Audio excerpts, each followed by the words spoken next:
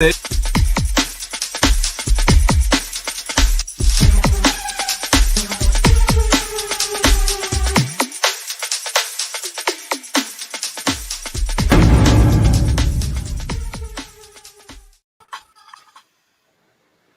evening and welcome to the AFU WFC show with me, Matt Crane. Delighted to be joined tonight. We're back as our usual four. It's been a little while since it's been all four of us together, so good to be back. John, how are we? Yeah, good, thank you, mate. Yeah, not too bad. How are you? Yeah, good stuff, pal. Not too bad. Can't complain. Anthony, yourself? Yeah, I'm all right. Trying to sort certain stuff out, but other than that, I'm grand. Happy days. And Gareth? Yeah. Getting by. We'll go with that. Probably a stupid question, but hey ho. Evening, Dennis, as well. Nice and early in the comments. Yeah, so tonight then, obviously, we're going to preview Reading. We're going to look at the opening round of fixtures in the WSL. Some tasty games, including a London derby in there. Going to go through that. We're going to make a few predictions on sort of top scorer, most clean sheets, things like that. We'll talk a little bit about the starting 11 for Friday, and we'll see where that takes us as well. John, I'll start with you then. Reading Friday. Potentially tricky game, but as some people talked about on sort of your show yesterday, you know, they have lost quite a lot of experience. What are you expecting from maybe a Reading point of view, bearing in mind we are at home and it seems to be away that we struggle? Yeah, look, it's the first game of the season, so you never know what teams are going to come out, ourselves included, but I'm not expecting them to be at the races as much as they have been.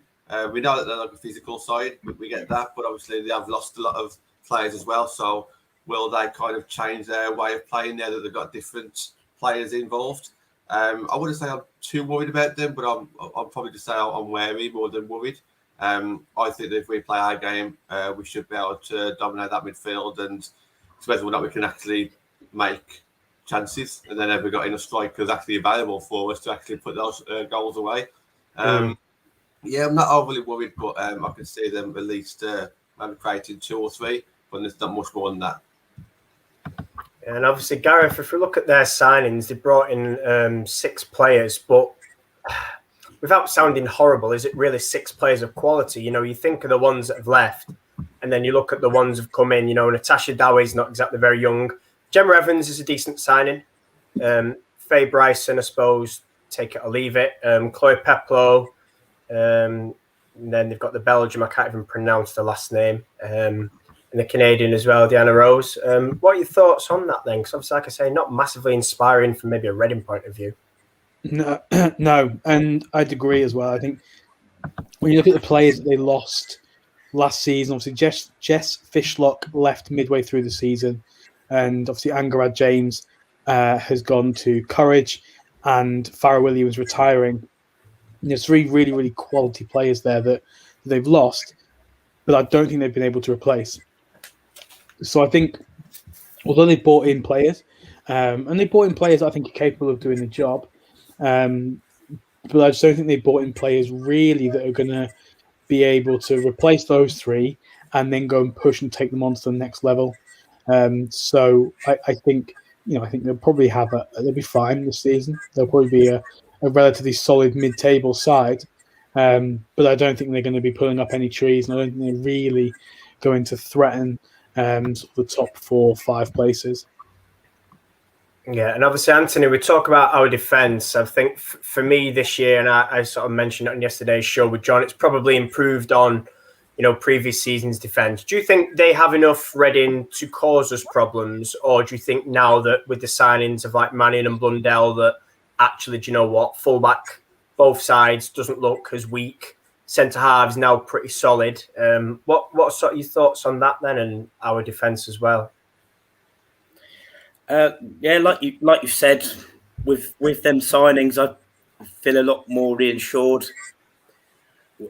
Last year, our Achilles heel seemed to be set pieces. With the experienced players you've talked about that have gone from Reading, especially Farrah Williams. She always causes us problems from corners or free kicks. So, with a Reading perspective, I agree with the others. I would say not worried, wary, like John mentioned. We do know that Reading are physical, and I still expect them to be physical, but losing that amount of experience is gonna take its time for them to work as a team. 6 new signings. I know Natasha Dowie is experienced, but I would say we've got more experience in the midfield now. So we're used to controlling it in the midfield, and the way Reading have lost all that, I just feel like we're gonna be better at controlling the midfield against Reading. I think it's interesting, Matt, that you look at our team now and you think, okay, where's our weakness at the back now? Because in the past you may have thought, okay, maybe one of our centre-backs might have been the weakness, so potentially target that centre-back. Or you may have thought, okay, maybe one of these full-backs are the weakness, so let's target that. Okay, we know set pieces. But maybe now with these new signings and new coaching staff, maybe we haven't got any obvious weaknesses. Obviously, time will tell. We'll soon see after the first 3 or 4 games if we have got an obvious weakness. But at the moment, nothing stands out, which is really good for us and obviously makes things harder for Reading, because no doubt they've scouted us a little bit, but there's nothing obvious anymore, is there? I think that's the beauty of it. I think because, like you say, especially being first game, they can only scout based on, well, anything that's been an MUTV, I guess, really. Or YouTube or wherever the Rangers game was streamed as well. But I think that there's not a lot for them to go off, which in sort of from our perspective, I think it's quite good. You talk about pick a weak side for the defence, and I don't genuinely think there is like a massive glaringly obvious one. Now, if you'd have asked me that last year, I would have said, yeah, actually, we're a bit suspect there. This player might be a bit clumsy and that player might be out of position or whichever. But I think this year it's a different game. I think that, and plus, the goalkeeping debate, which we've talked a lot about this summer, they're going to be thinking, right, is it Mary? Is it Sophie Bagley? They're not going to know. I still think as fans, I think it's going to be a close one. I think there'll be, there'll always be something where somebody's got something to say. But I think on that with, the Bagley Earps debate, are they going to be like, we know Mary's weaknesses, let's plan for this, or we know Bagley's weaknesses, let's plan for that. It's kind of up in the air. I think the only thing that worries me is the forward line. And I know Anthony talked about, I've got quality in midfield now. I just hope that Leah's fully fit. Obviously, she was left out of that last pre-season game, but, I think it's going to be certainly an interesting point. Anthony, I'm going to let you take that comment from Dennis. Are you more worried about the ref? I know you love a good ref rant. I had a couple of ref rants on Sunday, by the way, so hands up. But well within my rights. I'll get onto that in a minute, but I'll let you take that one, Anthony. Are you worried about the ref? At this level, there has to be a little doubt in your mind. A little doubt in your mind that they're not professional, are they, at their National League standard? Obviously, people go, well, Sky are going to want better refs. Yeah, they're going to want better refs, but it's going to take time. The Premier League didn't have professional refs until the early 2000s. So that was like 7-8 years after the Premier League actually started. I'd like to think the refs are going to be a bit better making decisions, but it's going to be the same refs that we're used to. And you'll hear me at Lee when I'm not happy with a decision. So you're always going to have that little doubt in your mind, but until it happens, you just have to have confidence in them that they know their body parts. So, well, funnily enough, speaking of body parts, Sunday. So you know how they change the rule when the ball hits the ref. So ball hits the ref Sunday. Played on. Sunderland counter attack. Nearly score from it. I'm just sat there like, what is going on? Honestly, there was so many questionable decisions, mate. I could have literally just like broken my seat and thrown it. I think just on that, for me, I think we need to get ourselves into a position where we can't blame the ref. It's up to us to go and win the game. And if a couple of decisions go against us, then that's not great. But if you think back to that Reading game where we conceded the penalty that never was, we had plenty of opportunities to win that game regardless of that penalty. Absolutely. We didn't lose that game purely because of that penalty decision. We didn't lose anyway. We didn't draw that game because of that decision in isolation. Yes, it was a massive contributing factor and should never have happened, but we had opportunities to win the game.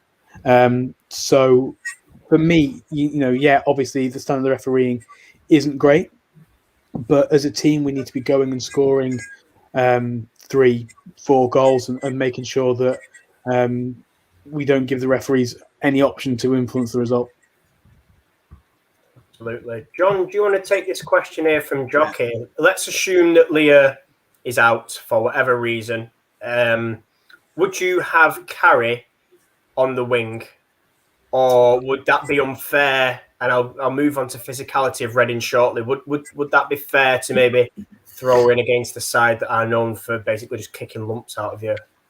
I don't use the word unfair, but I just think that we shouldn't be putting the pressure on Carrie to start anywhere at the moment in the first 11. I know we all love seeing the youth players come through, and Jockey, I really hope that we do see Carrie coming through because it looks like she's probably the next in line. She's really done really well for herself. But to me, she's not perfected any role yet. She's nowhere near perfected any role yet. Let's just break her through gradually.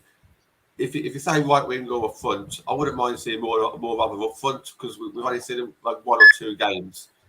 So for me, I'd like to see a bit more of it before we can start making decisions. I'd like to see her play on the wing just to see what she's like on there. But I don't think we've seen much of her up front just yet. So I'd like to see a bit more of her first in that role before we start moving her around a little bit. But I just don't want to be seeing her in the first 11 just yet. So I want to see her, broken gently. If she's going to be in the first 11, I'd rather see her on loan for a little bit and get some game time elsewhere and break her in that way. But she does so well to even be spoken about. But regarding the first 11 or the starting 11, I remember when I wrote an article on her about 18 months ago, about 16 months ago when she joined us, and to go from that now to being spoken about at this kind of level, it's amazing. And potentially the managers and the coaches have seen her in training and thought, okay, maybe we can hang off a little bit on another signing. Let's just see what we can get out of Carrie first. So I think it's an amazing achievement what she's done so quickly and so early in her career that I wouldn't want to put any pressure on her just yet. Let's just see how she gets on. It's interesting because I'm going to let Gareth speak on this. Then, obviously, based on John's thoughts on Carrie, then would you like to see Fuso out there, or would you maybe even, we're talking about loans and based off the back of a good loan, give Maria Edwards a shout? Yeah, I think it's we've got obviously that front three that we're going to be pretty happy with. I'd like to see Maria given us a chance this season. I think she's shown on a number of occasions what she's capable of. She had a good loan campaign last year, and I think she's shown for England as well that she's a good player. So I think for players like that, it is going to be a make or break season for them. Either they're going to break in, or I think next season they're going to go. So I'd like to see them given a chance to show what they can do. I think Fuso as well didn't really get many opportunities last year to come and stake a claim and show off what her talent is. I think part of that was injury, and I think part of that as well was signing for the club in a period of time where you're signing, when we signed them, 2 of the best attackers in the world game. So, she was never going to play over Preston Heath, and then even when Preston Heath didn't play, she wasn't going to play over Hansen, Leah, probably Tooney out wide as well. So I think we want to see these players play. That's why they're there. I just hope that particularly players like Maria and Carrie Jones as well, that they're not stunted by the registration rules. Because Fuso is slightly different. She is part of that squad and should get the game time. Hopefully, if not necessarily in the league, in the Conti, definitely, I'd like to see us really use that. Obviously, we want to win it. We want to put squads out that we think can go and win the game. But let's use it as an opportunity to try new players out there and let's see what they can do. But if we do have injuries going into this first week, then yeah, let's see what they can do, because we definitely have a squad that's capable of beating Reading. And if things aren't working, I feel that Mark will change things up. I don't feel like we're going to wait till the 75th, 80th minute to make a change. I feel like if things aren't working 55, 60 minutes in, then we'll change it around. So if they don't start, then I'd like to see one of them coming off the bench if things aren't going quite the way we planned. Matt, I think the good thing about us talking about bringing it through the youth, I think that the positive, if someone did play against Reading, whether it be Maria Edwards or Carrie, they are surrounded by other very good players. It's not like maybe what we see on the men's team where you're bringing a youth player, but they're surrounded by, let's say, fringe players or, like the second kind of team. Whereas if someone comes in against Reading, you will have your Balvisas, your Tunis, Russos, or whoever else surrounding them. Yeah. So it's basically 10 very good players with this youth player coming through, and then you will really see the best out of them. And they're not surrounded by other players who probably aren't good enough to win starting 11 as well. So I think we're in a good position now that if the youth players do come through, they're actually surrounded by a lot of very good, talented players. Yeah, it's an interesting point. And I think for me, that is the way that Skinner, from what I've known, has tended to do it. He's not thrown in sort of like you say, 5 or 6 of them, and it's Carabao Cup against like a 4th tier side, and they're all kind of like, oh God. I think it from when I think back to Birmingham days, I think of like Ellie Brazil and there was others as well. There might have been 2 or 3 in sort of the squad, maybe 1 or 2 playing and then 1 coming on. Like you say, I think just having that experience around you, somebody at the side of you that's constantly talking to you, people just talking you through the game and really helping you settle, I think plays a massive part in their development. We saw last year, didn't we? So many young players talk about how much sort of Tobin Heath would be on the sidelines talking them through the game, even when she was injured, and giving them little pointers. And I think that's what it needs. Anthony, I'm just going to go back to refs just with you on this, because Catherine's pointed out this season the part of the PGMOL, which is the first year that they're overseeing sort of, Premier League officials doing so for the WSL. Goes on to say here they've hired Rabina Steinhaus as the new select group director. The referees and assistants will be professional. Now, I know we criticise refs, but do you think getting somebody, like Bibiana is going to be beneficial? Because we talk about the need for training, don't we? And, the need to be professional. It does now seem that the sort of slowly, and I'll put that in sort of inverted commas, slowly moving in the right direction. But what are your thoughts on that? Yeah, no, that can only be a good sign. Like we've discussed before, Sky are not going to want these mistakes. So for the Premier League to act and get someone in like that, it can only benefit everyone. Lots of people have Sky, so I feel like more people are going to see it as a whole. So if someone's making him like a howler, then people are going to be like, oh my God, like this. I know, and you do get mistakes in the men's game, but they're going to be like, oh, what the hell is this? How have they come to this decision? Now, I'm interested, are these refs, she says they're going to be professional, but who are these refs? It's not going to be like John Moss, even though he makes mistakes half the time anyway. So it's like you said, it's training, isn't it? It's having the people in place for training. It's like anything, isn't it? If you want to climb a tree and cut that down, you need to be trained, don't you? Yeah. So it's a start, and hopefully one day we won't have to be discussing them often. Yeah, they're going to make mistakes. Human, aren't they? It's just obviously the glaring ones that are so obvious. Like, I don't know. Like playing on from when the refs touch the ball and giving Sunderland the counter. Yeah, and those type decisions. Exactly. Yeah. I think it is good though. Sorry, just to jump in. Just looking at the last comment there about same standards now. But I'll let you sort of finish off because I'm just sort of reading that. But yeah, carry on. You were saying about training them and standards and things. Well, yeah, it is, isn't it? If you train them, you want to train them to make them better.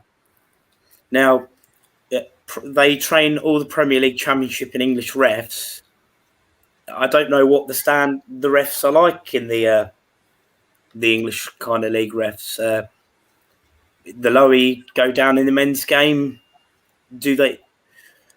Is there like obvious mistakes like there is with the women's game, especially with Sky now having game coverage? You're going to see that like on a national conference game.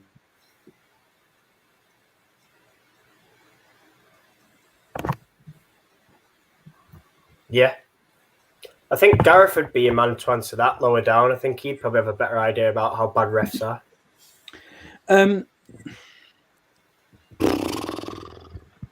I've seen that tells you all you need to know in League Two. I think on a par, they're probably similar. I mean, the howlers aren't necessarily howlers, but an example is I was at an Oldham game the other week and shoulder-to-shoulder contact in the box. Referee gave us a penalty. Now, I don't think it was really a penalty at all, but it's just inconsistencies. So then later on in that game, Oldham got into the box again, shoulder-to-shoulder contact. It was a hard challenge. It was really sort of shoved them off the ball, but nothing wrong with it. Anywhere else on the pitch, it's not given. But then just didn't give the foul to Oldham. So I think that's the main issue that we see is just inconsistencies. And I think that's what we see in the women's game as well. Inconsistencies and the fact that, especially if we play an evening game, and if it's a Friday evening, our referee, if they're not professional, they'll have been at work all day. They'll have been at work all day or taken leave or at work in the morning or whatever and then travelled across. So I think that's the really difficult thing, Obviously, referees make mistakes. You're never going to have a referee that's going to go the entire game and not get a single thing wrong. It doesn't happen. They're human. I know from officiating myself at the weekend, gave probably a dodgy decision, but it happens and we move on. But I think it's when it's consistent, when it's over and over again, and if the referee is kind of giving every little thing as a foul, as long as it's of both teams, it's frustrating, but you can kind of get over it. It's when they just keep giving sort of things to one side and not the other, or vice versa, that's when you kind of start to lose respect. Even the Reading example with the handball, it was outrageous. But referees aren't there; they're not going to be there to cheat. They don't turn up and go, "Oh, I'm going to give a penalty to this team." At that point, they go and they make genuine mistakes, and they shouldn't do, but they do because they're human. So let's just hope that that's reduced this year, and if we do get mistakes, it's an offside, or I do believe as well that things balance themselves out over the course of the season. We probably got given a soft penalty at some point or a soft free kick that we ended up getting something from. So we'll see. I'm hoping that first game of the season, though, it's not one where we end up talking about referees.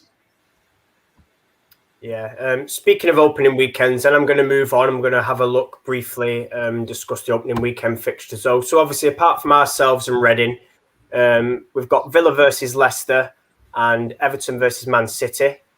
Spurs face Birmingham, London Derby, Chelsea and Arsenal, and Brighton versus West Ham. So, John, I'll come to you then. Do you want to give me maybe a score prediction for all of those? So obviously, if you want to start with Villa and Leicester, I don't know if you want to talk about the teams beforehand or just give me a prediction.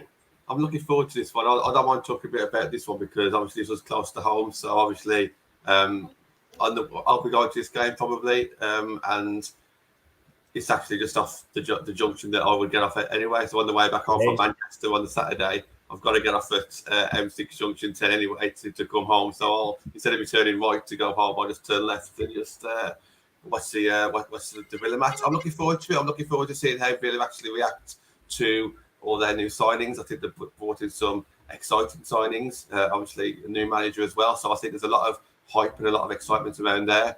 Leicester newly promoted. What are they going to bring to the table? They've done really well last year.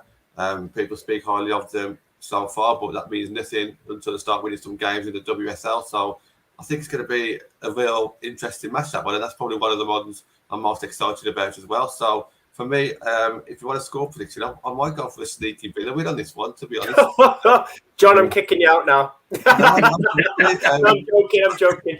I'm thinking, don't get me wrong, I'm going to go there. I'm going to be happy to see Jess Sigsworth. Hopefully she'll be playing, and hopefully she'll get a goal as well. But I can see maybe this one being a bit of a 2-1 to Villa, and I think it could be. Okay. Look, we saw ourselves on Sunday. There was a few shocks in the Championship. Now, I'm not saying Leicester and Villa. I'm not saying Leicester losing to Villa would be a shock because we just don't know yet how Leicester's going to perform in the WSL. But I do think that this is going to be on a bit of a knife edge, and I'm really excited about this game. So for me, fixture on that one, 2-1 to Villa. 2-1 to Villa. Anthony, same game. Are you going to agree, disagree? Thoughts on it? Well, I'm going to disagree with the scoreline and possibly. I feel Leicester are going to be one of the surprise packages this year.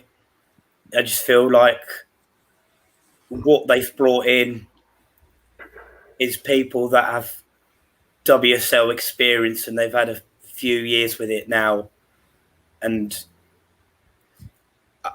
I know the last game against us was our own doing, and people say, it was a bit like, it was all the emotions with Casey leaving and that, especially with the OG lot. But I'm going to go for it might surprise. I'm going to go for a 3-1 win to Leicester City. Okay, interesting. Going high. Gareth, I'll come to you then, and I want to touch on this because it's not something that I have said, obviously, but it's something I'd read, and there was a bit of a criticism when somebody asked about Leicester, and they said, oh, well, all they've done is sign other people's cast-offs from the likes of Bristol and people like that. But I think, for me, that seemed massively unfair. Anthony talked about the game they gave us last year. They've strengthened with experience, but yet people are saying, oh, it's cast-offs. I'm assuming you don't see it that way as cast-offs, but I'll let you speak on that and sort of, yeah. No, I don't see it like that at all. I think when you look at the players that they've signed, players like Abby McManus and Molly Pike, Siggy, Abby Grant, they're not coming from bad sides; they're coming from strong sides. And just because the Siggy and Abby necessarily weren't in United's plans doesn't mean that they're bad players. No. McManus 12 months ago was an England international. So I think the players they've signed are good signings. They already have a really strong squad. Last season we saw players like Lavelle and Hannah Kane drop down a level. So they had easily the strongest squad in the Championship last year, and I think they've got a stronger squad than about 50% of the WSL this year. They're well run behind the scenes. They've got fantastic facilities, and they're going to be playing on, I would say, the best pitch week in, week out that the WSL has to offer. So it's going to be a bigger pitch as well. I think where previously we've gone to some training grounds, going to the King Power is going to be a bigger pitch. It's going to be like playing on a carpet.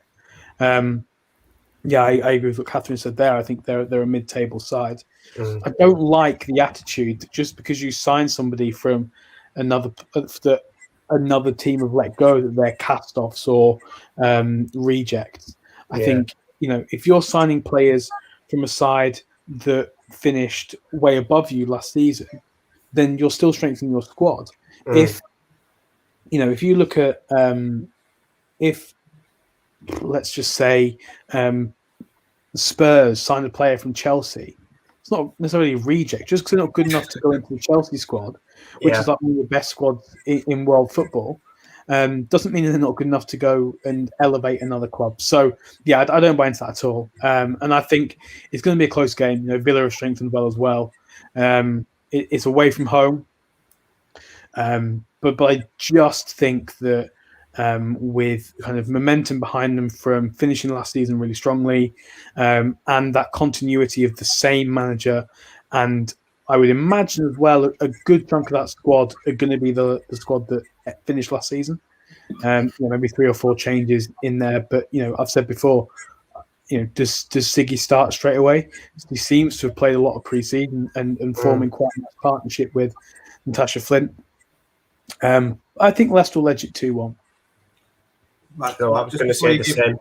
I was going to say, just before you give your fixture, I just wanted to ask Gareth a little bit about Siggy. So obviously it turns out that I think when we kind of knew that Siggy was going to Leicester, as United fans, we could understand it because she was up against a lot of other players that was getting in ahead of her. We was presuming that it was going to get more strikers in. We knew strikers was going to go, but we thought we'd get at least one more to come in. So, I mean, anyone can answer this, but obviously Gareth mentioned Siggy, so obviously Gareth, you jump in there first. But do you think we've kind of made a mistake? I say we, as in, United made a mistake to let Siggy go now because we're looking at our strikers and we haven't got that many. And I think anyone that we could potentially bring in may not now be as good as potentially Siggy anyway. So, and what are your thoughts now, Gareth, now that we've kind of, the transfer window is pretty much over? Do you think we kind of made a mistake there? No.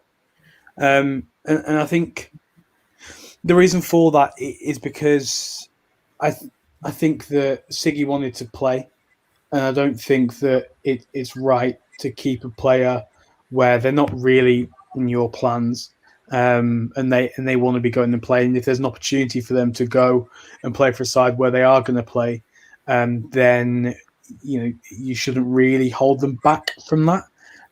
However, our attack is weaker. I would anticipate that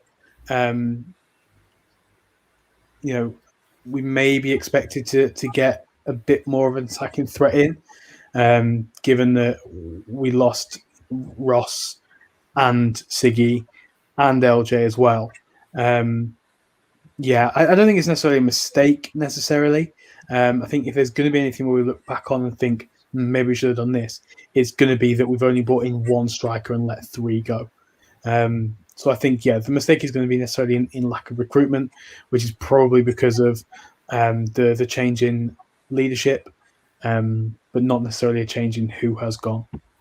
I genuinely think she would have got some game time now. Looking at it, she would have been second choice at least, second choice on the right wing, and third choice, maybe second choice at times up front. And I think it's just a bit of a shame now looking back. And maybe if Jess had knew that, I don't know for definite, but maybe if Jess had known that we'd only bring Martha Thomas in, across that front 3, then maybe she would have maybe thought differently. But hey ho, never mind. I'll let you carry on there, Matt. No, it's fair enough. I was just listening to what you had to say, and I think it's interesting. I'm going to move on, Anthony, to you with Everton and Man City. Now, obviously, Everton have recruited quite heavily. There's at least, I think, a good 8 come in. City, again, have recruited, I think, 5, possibly, maybe 6. But again, quite a turnover for, where they finished last season. How do you see that going then? Because obviously that could be interesting in terms of who plays the most new signings and how quick can they gel. Yeah, like you said, Everton, the last couple of years, they seem to be slowly improving. They get some good signings in and that. And against a lot of other teams, they're going to cause a lot of problems. I know football's football when you can't look at records and stats, but City have improved as well. Maybe not necessarily their attack so much, but For me, I'm going for a City win. I don't want to go too much into head-to-heads, but I've been looking up head-to-heads. They've played for your each show. other. They've played each other 8 times, and Man City have won all 8. So tells you all you need to know. Regarding scorelines, I will be going to City, but you only have to look at Chelsea, Man United last season, first game of the season. Sometimes it can be the best time to play them because they're not up to steam. It was a bit like Tottenham, Man City in the Premier League as well, and Tottenham got the win. That was probably the best time to play them. So you're not always up to steam. So, but I am going to go with form on this, and I will go for another 3-1 to City.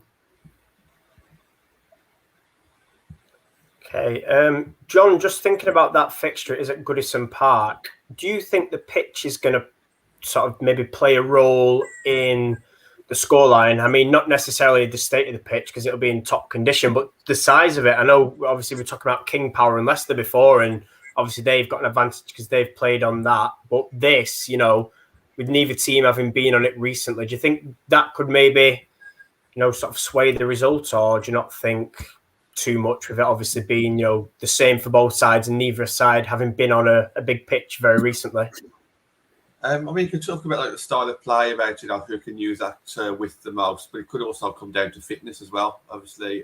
So for me, if you've had a good pre-season, then obviously that's going to benefit you. Isn't it? If you come back fresh, now Man City come back a little bit later than some of the other teams. So are they actually match ready? We don't know. I think that's the only thing going against Man City in this game, because I do really fancy City this season as well. I think Chelsea are favourites. I appreciate that, but I think City have strengthened. That they're looking. I think they're going to start a lot stronger than they did last season, and I think they'll be pushing. And I think at times throughout the season they'll probably be ahead as well at some point. So I'm expecting a lot from City. I think this will be interesting to see where Everton are. I appreciate it's only the first game of the season, but everyone's saying Everton might be the one to challenge top 3 this season instead of United being there.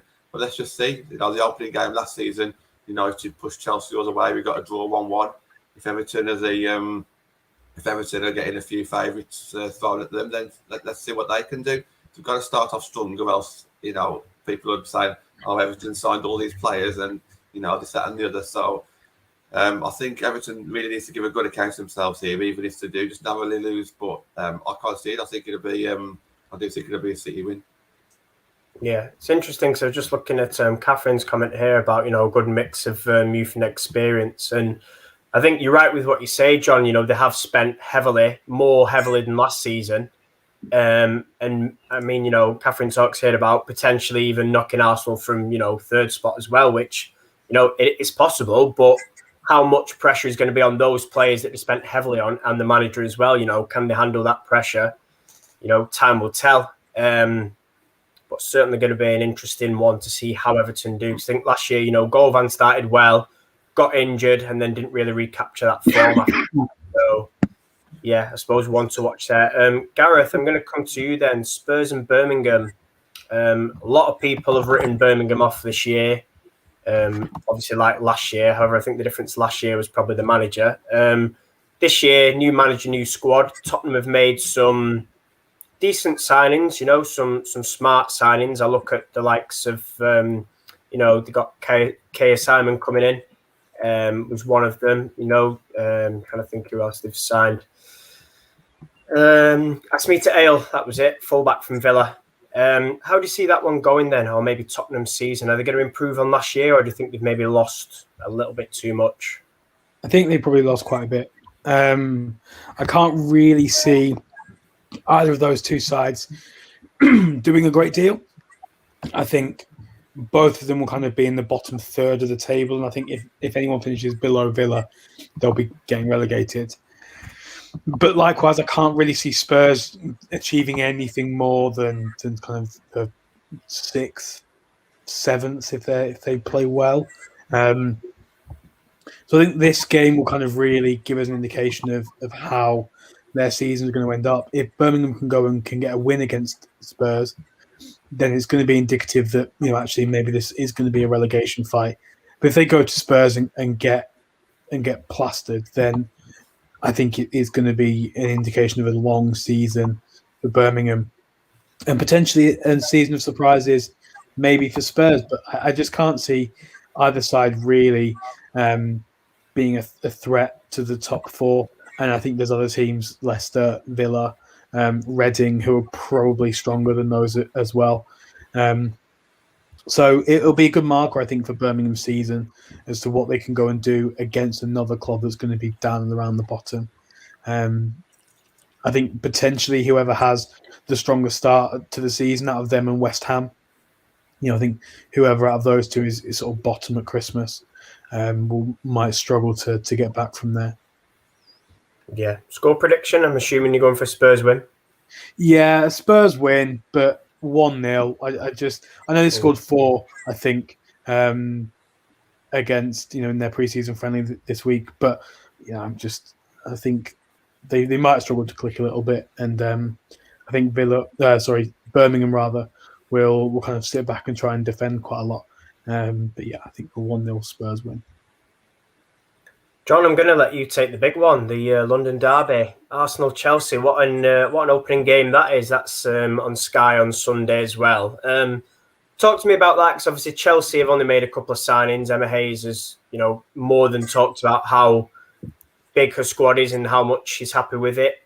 Arsenal, again, made a couple of good signings as well. What do you see that doing in terms of result? Is it going to be a cautious, we don't want to lose it early on because it's a big game, or do you think both teams are going to go all out, or how do you see that one going? I do think it'll be cagey. I think Chelsea will pretty much start this season the way they ended last season. I think they'll be, they will come into it very strong, but that doesn't mean that they're not going to be under threat. We know Arsenal's looking very strong as well. It'll be interesting to see how their forward line now works with their new additions, how they line up. But for me, I'm expecting a few goals in this one. I'd probably say out of quite a few. I would say it's going to be cagey, but it doesn't mean that there won't be chances. And I think that the forward lines could potentially get those chances and score from outside the box. A couple of wonder goals as well. So I do fancy Chelsea. But that's easy to say that because they're just the favourites. But it wouldn't surprise me if Arsenal do scrape something. If I was going to say something outside the box, I'd probably say maybe a 2-2, something like that. Yeah. But I would. I'll probably. It's hard to bet against Chelsea in any game in the WSL at the moment. But yeah, maybe like a 2-2 opening game of the season, maybe. Yeah, I think this one has potential for goals, and you might not be far off with a 2-2. I believe Nikita Paris has also put them ahead tonight, so she's slowly warming up and finding her form. And yeah, I suppose, it's rumoured that a certain Tobin Heath may go there. Whether she does, can you imagine a front line of Miedemar, Paris and Heath? That could be very interesting in terms of where their season goes. Anthony, your local club, Brighton, at home to West Ham. Brighton, very good last year under Hope Powell, I thought. She got some very good results, including beating Chelsea. West Ham, new manager, did his ideas come across last year? For me, probably not. But what are your thoughts on that game and how both teams have sort of strengthened in summer? I think Brighton have strengthened very well, especially in attack and midfield. They bought, obviously, Danielle Carter from Reading, which will be great experience. And they bought the Liverpool midfielder / attacker. I can't pronounce her name, but you know the one I mean. Yeah, that's the one. So, I feel like Brighton, they're one of these teams, aren't they? They mid-table, but they pull out results every now and then where you think, don't expect that. Like you said, Chelsea, us. So if they could be consistent, then they could be a surprise. But I feel like they're not consistent enough, and that is Brighton's problem.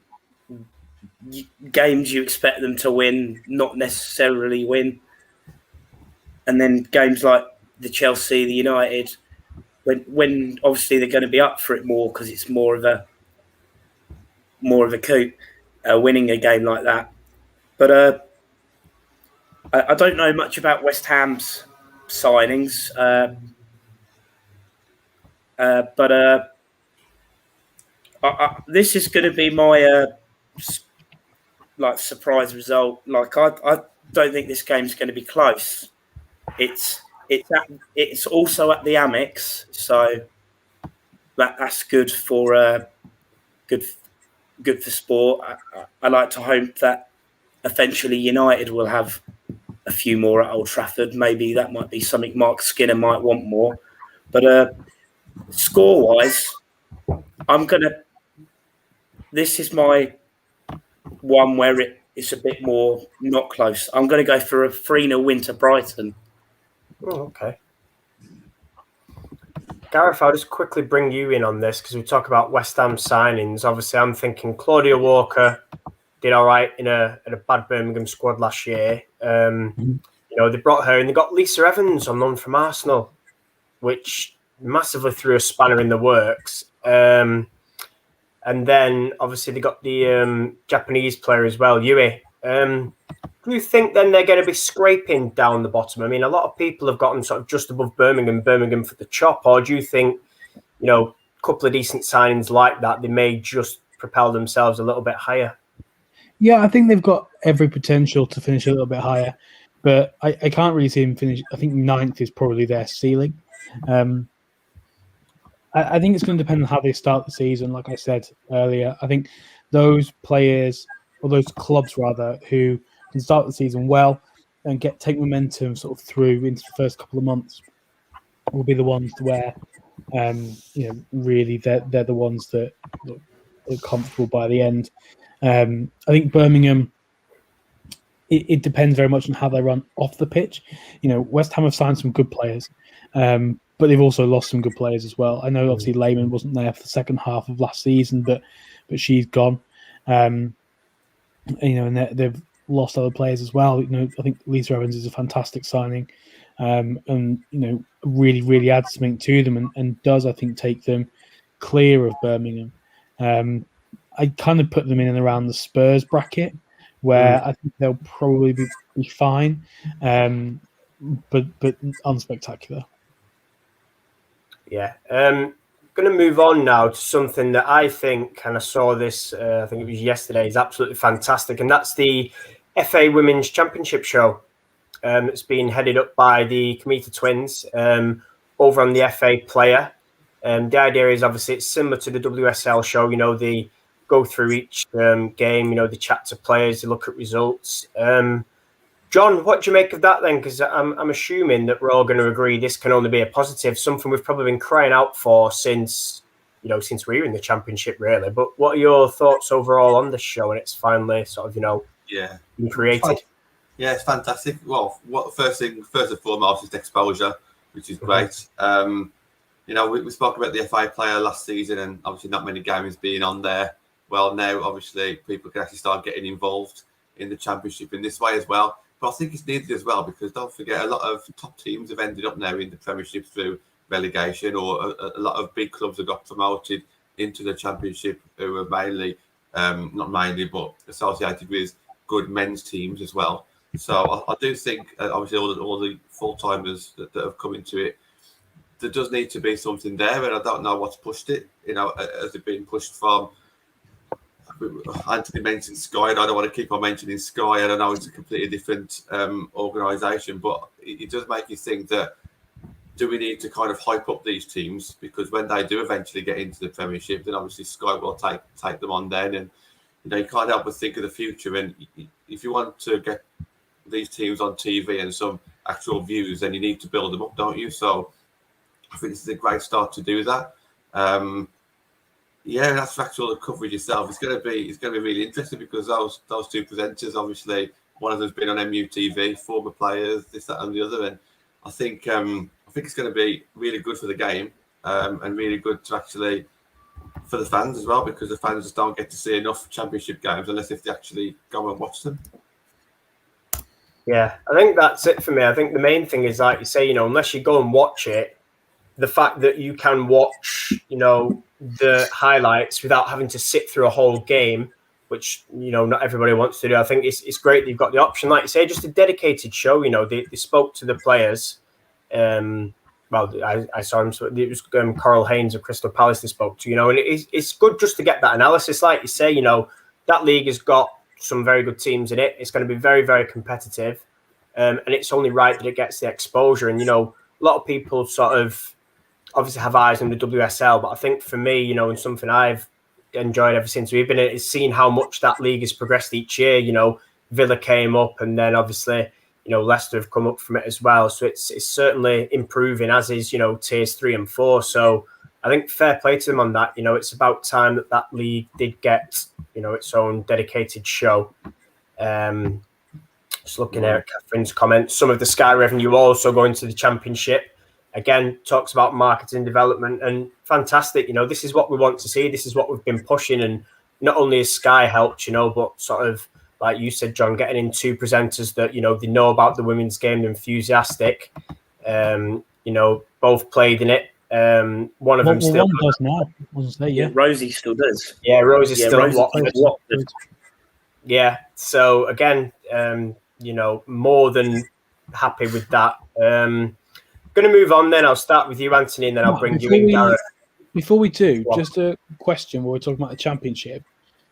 Do you know the last time that a promoted side got relegated in the first season? Put me on the spot there. Do you know what? I think, and I might be wrong on this, I'm pretty sure Yeovil went straight back down and down again the year they came up. Because if I remember rightly, the season that Bristol and Yeovil came up with Everton was the season that Yeovil went back down, because I think Lee Birch took them over partway through and they were in trouble. Then they went into admin and then spiraled down. So without researching, I'm hoping somebody in the comments will pick that up, somebody that's got an instant know-how. But from what I can recall and remember, the most recent one I would say would be Yeovil. So yeah, but I'll have to have a look at that and get back to you. Going to move it on just before we finish. And like I say, I'll start with you, Anthony. Republic of Ireland recently announced equal pay for their men's and women's teams. I know this is something you messaged me about, so I'm going to let you talk about that. But I think, obviously, first of all, fair play to the Republic of Ireland Football Association for actually, one, having a round of talks, and two, coming to an agreement. What were your thoughts on that then? Yeah, no, I thought it was great. I can see, especially international, where you have an association. I think there should be more teams that are getting equal pay to their women's. I know we discussed it in like a Premier League and Championship terms in the men's game, which it's a bit hard for equal pay in that, because you got like the money. We've discussed it before. The money in the game in that sort of level is way above what it is in the women's game. Hence why Lewis, men and women, they do have equal pay, but Lewis play at a lower level, so they can. There's a bit more affordability down the bottom to do that, but with Ireland doing it, hopefully, especially international clubs or even lower league clubs, they can see that and hopefully think, well, they've done it, then why shouldn't we? a lot of profession now, so they have to train just as much and all that. It just it's a gender thing, isn't it? It just because they're a woman, why do they get paid less? But like I said, there's a long way to go with stuff like that. We've obviously discussed things like that before, but with the international part of it, I can't see why the international clubs can't pay their men and women equal. Just back to your question, Gareth, here. Catherine's talked about last year was the first year there was relegation from the Women's Championship since the league was restructured in 1819. I wasn't meaning like relegated from. I was meaning a Championship side promoted, or a WSL side promoted, and then going back now from WSL rather than going down from the Championship. Yeah, no, I'm like I say, pretty sure it's Yeovil. Do you want to just pick up then, obviously, on the Republic of Ireland news, and then also talk to me about your show that was aired earlier today, and then we'll wrap it. Yeah, I think it is great that the Republic of Ireland are doing this. I think it makes perfect sense for internationals and for federations to pay the men and women equally. You know, Ireland aren't the first side to do this. Australia do it as well. And I think Brazil maybe, or there is another side as well. If it's not Brazil, there's somebody else that pay the men and women's sides equally. I think that's absolutely right, and that's absolutely what should be done. What I think is different is obviously when you look at the club game, the men and women aren't paid equally, and nor do I think they necessarily should be, because in terms of the revenue and the money that they bring in, they won't. They're not as valuable an asset necessarily to the business, as kind of brutal and harsh as that sounds. But for example, if United were to go and sign Tobin Heath this week, there's no way that's going to be as valuable to the club as the men signing Ronaldo. And so as such, the men being paid more is fair at the moment. However, what I don't think is fair is the gulf between the pay. For players to make more money working as a teacher than they would as a professional footballer, I don't think is right. So, like Anthony said, there's a long way to go and steps need to be made, but it's great that there are associations and FAs that are sort of paying their players equally.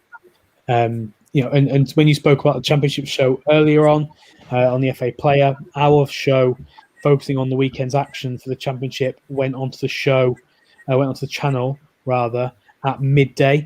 We kind of went through each of the 5 games from the Championship this weekend in some detail, broke them down, including the Coventry-Sunderland game, where we kind of looked at some team shape in a bit more detail and what Coventry's downfall there was. And then we kind of touched briefly upon the National League, and the Northern Premier Division is definitely shaping up to be an interesting title race. So go and check that out to see what we thought about the games from this weekend. And funny enough, I don't think Matt went into too much of a rant about any refereeing that he has done tonight. Hey, it's important to highlight it. I'm not being funny. On a drop ball, if you're kicking it to the opposition team and then carrying on. In fact, there was another one. Player fell over, slipped, and got booked. I lose the will sometimes. I really do. And just briefly on your show, that's the title of it, the weekly wrap-up show. So have a look. It's on YouTube. Tell us, thoughts on it. And yeah, what you liked, what you didn't like. If you didn't like bits of it, all feedback's welcome. Right then, that brings us to the end. Tomorrow is actually a very exciting one. The first time we have a player on the show. Again, not going to give too much away because it ain't my show, but Natalie's worked very hard to get this one wrapped up and over the line. So we're very grateful, one, to Nat for sorting it, and two, for the player agreeing to come on. So 7 o'clock tomorrow, have a look, get yourself tuned in, ask as many questions as you can or that you want to know, because it's not often, we can get these players. They're all very busy, as you can imagine. Thursday, John, your show. What's the agenda? Yeah, well, I'll say that again, sorry. We're with Emma Shod and maybe one other guest as well. It's just all about getting behind your team now. So all the summer's over with, all the talking's over with. We're 1 day to go. Well, we will be on Thursday. 1 day to go. It's just all about supporting your team now and just forgetting everything that you've read, forgetting anything that you've seen and heard. It's all about what happens on the pitch from now on. And can't wait to get back into that stadium on Friday. John says stop crying about Cov. Listen, John, I did say to you on Sunday, fair play for a hard-working performance, and I was actually quite what's the word? Praisive, I don't know, of Sunderland on mine and Gareth's show. Actually, did say they were very well disciplined and kept the shape very well. But yeah, my rant's more with referees, John. I don't mind your Sunderland team. But yeah, all good. Friday as well, Fans Forum, John, is back. No, it's not. No, not this week. Oh, yeah. No, I've had a mare there. Friday, we're bringing matchday content. I'll try that again. We'll be at LSV. How can I forget that? It's because it's on a Friday and I'm used to this new TV deal. I'm gonna blame something for my lack of knowledge. Saturday, then, myself and Ben are back, I think. Hopefully with a couple of guests as well. First time fans that have never been to women's game before, so we're hoping to get them on and we'll have a chat. So yeah, keep an eye out. And then obviously we'll be out and about, like you said, John, Saturday, down to Villa, and Sunday as well at FC United. So busy week. Thank you to everybody for tuning in, and we will see you tomorrow for Natalie's show at 7. Cheers, guys. Thank you. See you later.